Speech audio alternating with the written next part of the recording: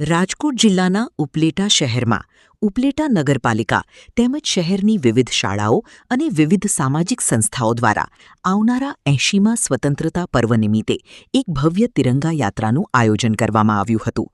દેશના વીર જવાનોની શહીદીને શ્રદ્ધાંજલિ અને આઝાદીના પર્વની યાદગીરી ઉજાગર કરવાના ભાગરૂપે આજે ઉપલેટા શહેરના બસ સ્ટેન્ડ ચોકથી લગાવી વિવિધ રાજમાર્ગો પરથી પસાર થઈ ગાંધી ચોક સુધીની વિશાળ તિરંગા યાત્રાનું આયોજન કરવામાં આવ્યું હતું,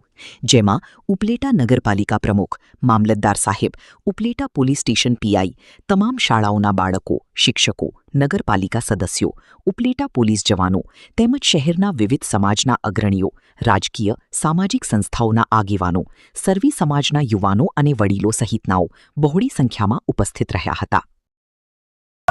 અને મારી સમગ્ર ટીમ દ્વારા આ 80મા સ્વાતંત્ર્ય દિવસ નિમિત્તે આયોજન કરેલ છે। આ આયોજન મામલતદાર સાહેબ શ્રી, કાંતલ સાહેબ શ્રી પોલીસ સ્ટેશનમાંથી, તાલુકા પંચાયતમાંથી અને ઉપલેટામાંથી દરેક આગેવાનો, દરેક જ્ઞાતિના પ્રમુખો, દરેક જ્ઞાતિના આગેવાનો, દરેક સમાજ અને આજે અમે આ એક યાત્રાની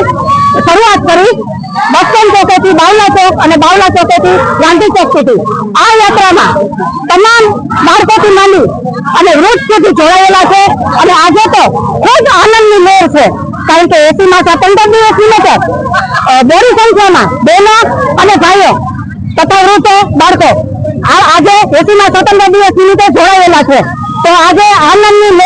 લહેર આજ રોજ ઉપલેટા ખાતે ઉપલેટા શહેરની અંદર વિશાળ 15મી ઓગસ્ટ